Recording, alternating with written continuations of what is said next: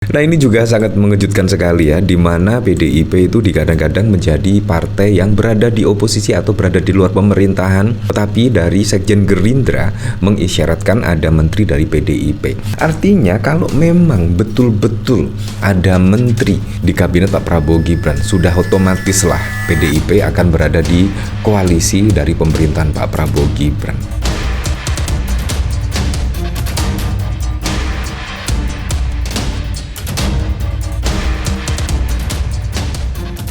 Ada video yang setidaknya memperlihatkan lah Pak Prabowo terlihat cuek kepada Gibran. Nah, apakah memang demikian ya? Bahkan dicuit oleh Umar Syadat. Apa video Pak Prabowo dan Gibran ini asli, guys? Nah, kalau kita melihat dari sini ya, terlihat Pak Prabowo ya setidaknya menyueki Gibran lah. Nah, bahkan langsung berjalan cepat dan menuju tempat duduknya. Nah, terlihat kan? Kalau kita lihat dari sini bukan seperti presiden dan wakil presiden ya. Kalau kita lihat sepintas dari sini. Nah, bahkan yang cukup unik, Gibran itu duduk di belakang samping dari Pak Prabowo Subianto. Entah, ini juga maksudnya apa? Padahal Gibran diundang itu sebagai calon wakil presiden terpilih, tetapi terlihat seperti bukan presiden dan wakil presiden ya. Nah, kalau kita lihat dari cuitannya ya, apa video Pak Prabowo dan Gibran ini asli, guys. Saya langsung mencari sumber di Sekretaris Negara di YouTube. Seperti ini videonya. Nah, jadi memang video tersebut asli ya. Dan Pak Prabowo Subianto duduk di sebelah Presiden Joko Widodo, tetapi Gibran duduk di jauh ya. Malah tidak di sebelah dari Pak Prabowo ya. Entah di sini maksudnya juga apa ya. Nah, sungguh lucu. Tetapi Prabowo memang tidak mengetahui kemungkinan ya kalau di belakangnya itu adalah dari Gibran Rakabuming Raka kemungkinan ya.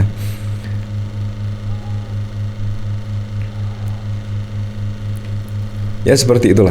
Jadi memang sungguh mengejutkan sekali. Nah, dari sini saya juga penasaran, kira-kira komentar-komentarnya seperti apa ya dari Nepo Baby. Kalau yang asli ada badannya, Bang. Semoga putusan PT UN besok membahagiakan kita semua. Nah, apakah kira-kira putusan PT UN tidaknya akan membatalkan pelantikan dari Gibran? Menurut saya juga sangat tidak mungkin sekali ya.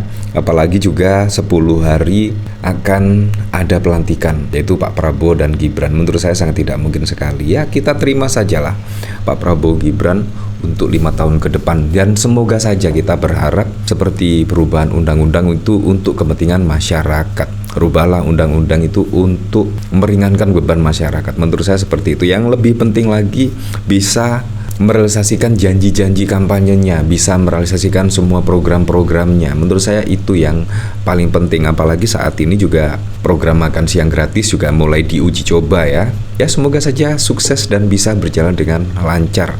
Dari sini dikomentari oleh Anto Suro, editan yang asli ada gajahnya. Oh, ini pas acara Prabowo guyon ke Jokowi memperkenalkan Gibran ke Jokowi. Kalem Pak Wakil, yang Presiden Soleh kalem dan Kiai aja nggak kepake, apalagi ini manfaat Prabowo menjalani ya seperti itulah. Kalau kita lihat lagi ya, tidaknya Gerindra semakin nekat dan bahkan mengisyaratkan ada menteri dari PDIP di kabinet Pak Prabowo Gibran. Tunggu Pak Prabowo umumkan. Nah, ini juga sangat mengejutkan sekali ya, di mana PDIP itu digadang-gadang menjadi partai yang berada di oposisi atau berada di luar pemerintahan, tetapi dari Sekjen Gerindra mengisyaratkan ada menteri dari PDIP. Artinya kalau memang betul-betul ada menteri di kabinet Pak Prabowo Gibran, sudah otomatis lah PDIP akan berada di koalisi dari pemerintahan Pak Prabowo Gibran. Memang kita harus menerima sajalah, tapi kita juga harus mengkritisi setiap kebijakan-kebijakan yang di luar track, tidak mendengar aspirasi dari rakyat. Kita juga harus mengkritik kalau ada kebijakan-kebijakan yang miring-miring, walaupun semua partai berada di koalisi. Kalau kita lihat dari sini, ya kayaknya memang 80% ya PDIP itu akan bergabung ke pemerintahan Pak Prabowo Gibran.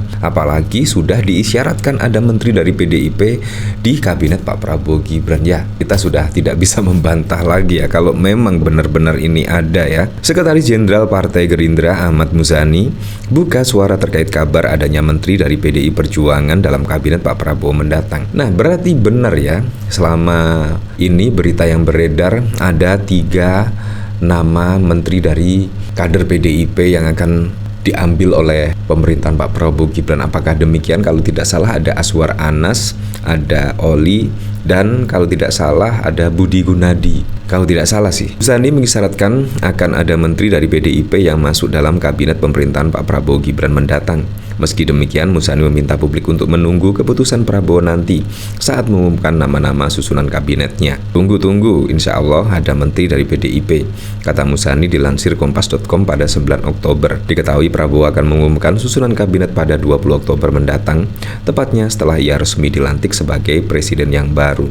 Apakah ini juga terkait antara pertemuan Pak Prabowo dengan Ibu Megawati? Sampai saat ini pun juga belum ada ya pertemuan yang dimaksud ya, pertemuan antara Pak Prabowo dan Ibu Megawati. Katanya sih sebelum tanggal 10 Oktober, tapi saat ini juga sudah mendekati tanggal 10 Oktober. Saat ini tanggal 9 Oktober juga tidak ada pertemuan yang dimaksud ya. Apakah pertemuan itu akan berlangsung atau tidak ya, kita tunggu saja. Apalagi kalau kita lihat mendekati pelantikan itu sangat sulit sekali ya. Apalagi kalau kita lihat pada saat lalu Pak Prabowo itu bahkan diajak oleh Presiden Joko Widodo bertemu 4 mata, yaitu makan malam, gala dinner.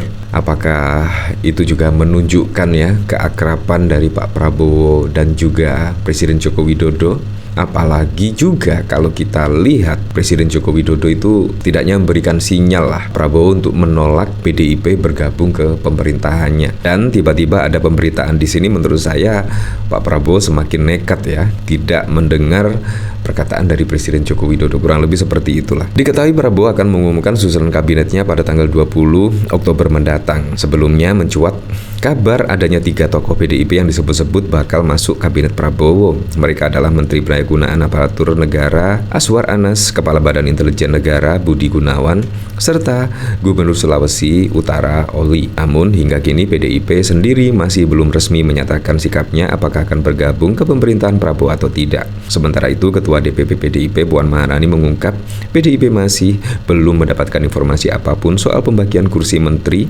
pada masa pemerintahan Pak Prabowo. Kurang tahu, saya nggak tahu, ucap Puan usai rapat paripurna penetapan pimpinan MPR RI pada 3 Oktober 2024. Nah, kalau kita lihat dari sini juga ada pemberitaan yang sama.